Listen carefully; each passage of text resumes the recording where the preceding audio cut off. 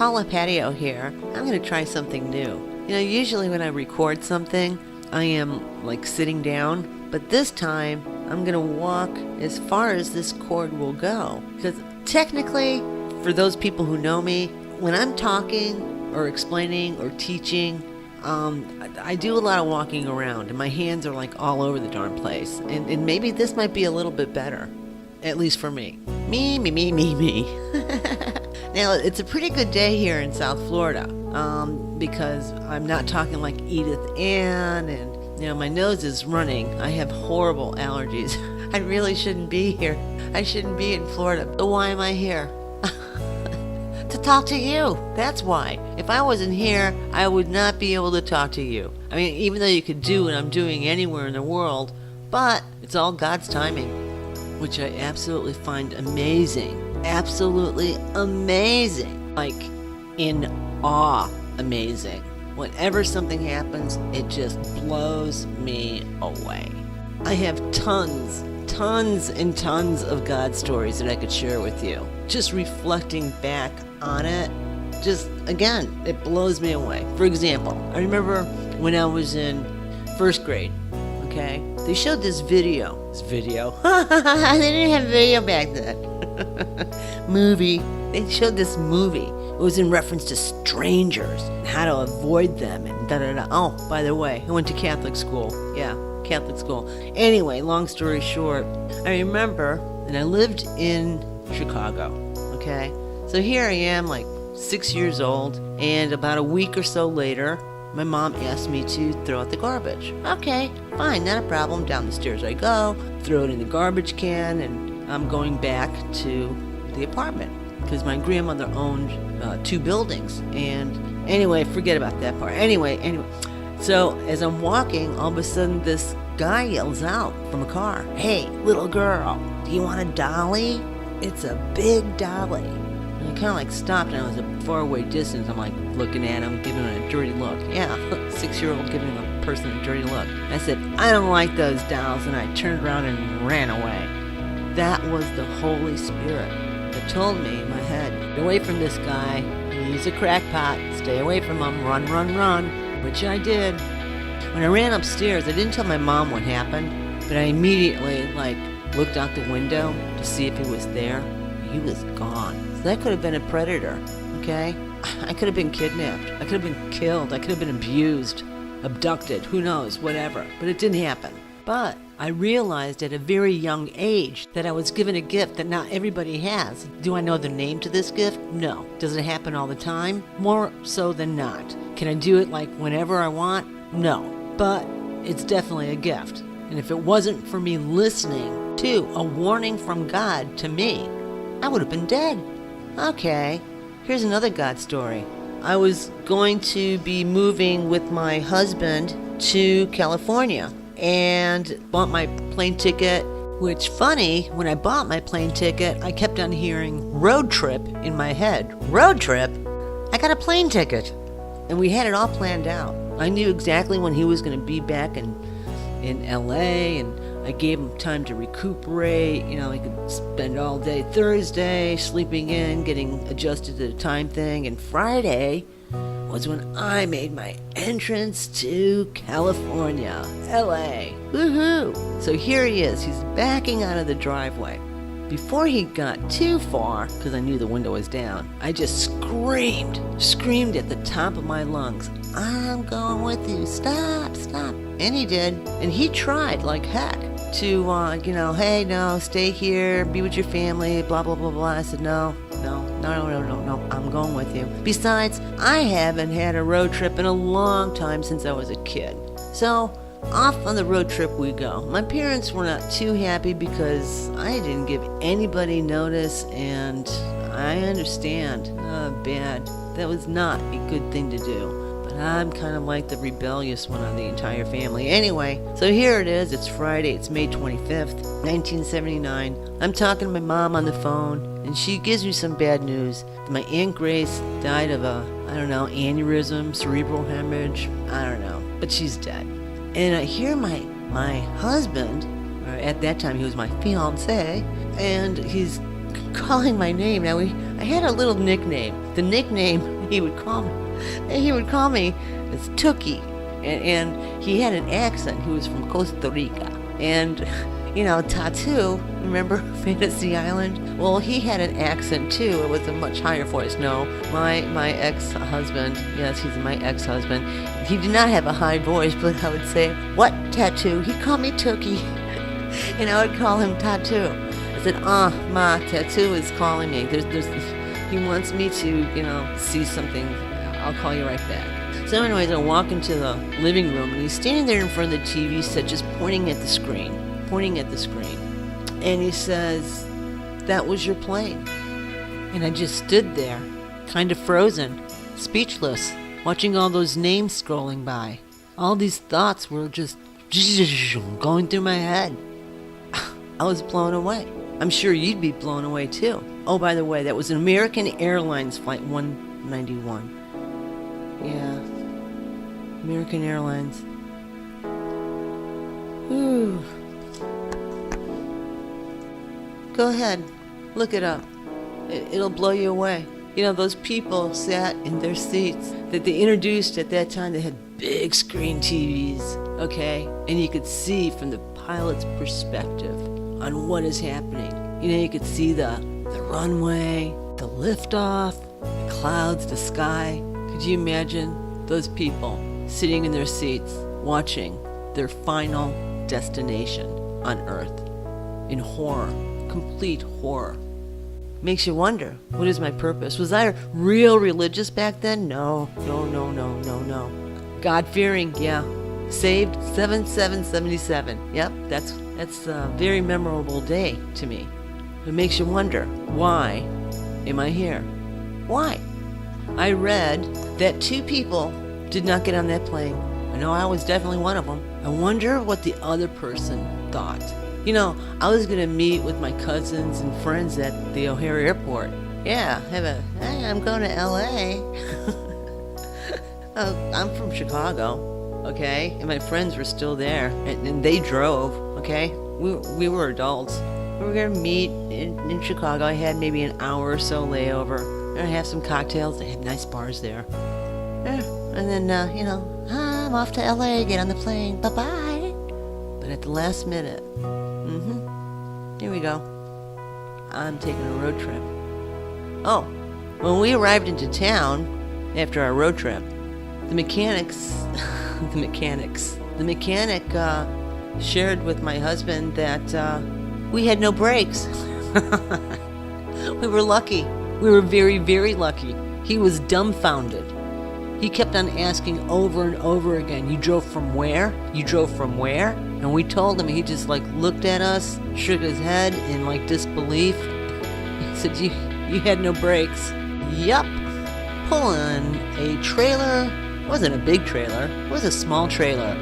We had a 1976 Toyota Celica. Loved that car. Stick shift. Loved it. And we were pulling a trailer with no brakes. Through the mountains. Yep, through the mountains too. What is my purpose? I know what my purpose is now. I do. Hey, you want another one? I want to give you another one. Okay, you're going to love this one. One day, I went on a date. But let me back up here for a second. And here's the reason why. Remember earlier I said, was I religious? No, I'm still not religious. Obedient? I try to be obedient, okay? It's not easy being obedient, especially when, hey, I'm not even going to go into it. But I am God-fearing, okay? And wherever I went, God was always present. I may not have been really being obedient, but He was present, and He was making Himself known to me, that He was there. And how do I know? Well, somebody took my Bible. This Bible was a beautiful, beautiful Bible.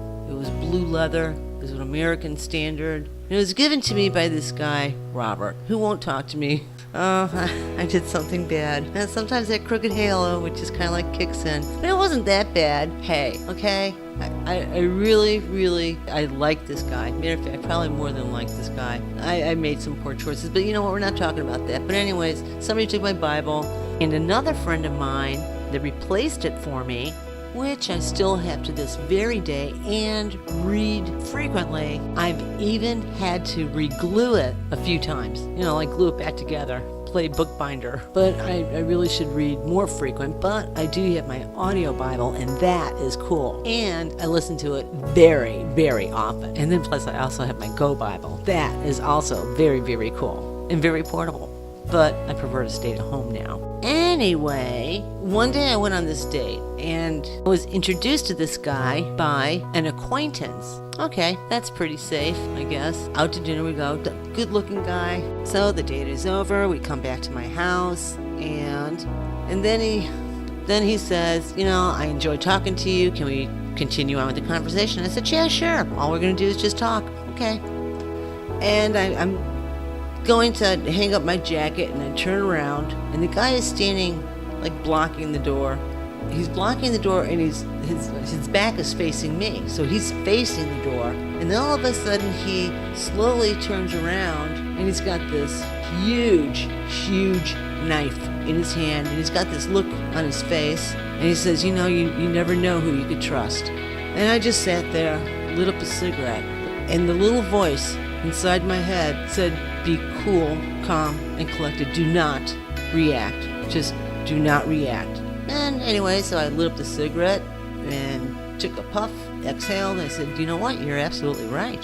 You never know. And then he looked at me, and he didn't say anything. He just kind of like looked at me, and I just sat there smoking my cigarette, you know, smile on my face, just looking, smoking. And then he walked out the door, and I never saw him again. Now, let me tell you, when he walked out the door, I waited probably a good amount of seconds to make sure that he was like not going to be maybe like returning. And then I locked the door, and you could bet your sweet Bippy, the same feeling when I was like 6 years old, which I forgot to mention. I saw that car leave, and I was like looking out that window. Believe me, I was shaken to the core. So here it is, we'll say 20-something years later, and I literally have date from hell. That is a date from hell. I locked that door, and believe me, I mean, I was like eating cigarettes for the remainder of the night and morning. Imagine what I said to my acquaintance. Where did you meet this guy? You want to know what the answer was? I just met him at the event. That is a God story. Now, there's a verse in the Bible. I really should look it up, but I'm a little lazy, but it's really pretty cool. And in end times, which we're in end times, it says, and I'm going to paraphrase it, that there's going to be some people that will have dreams, and there's going to be some people that will have visions.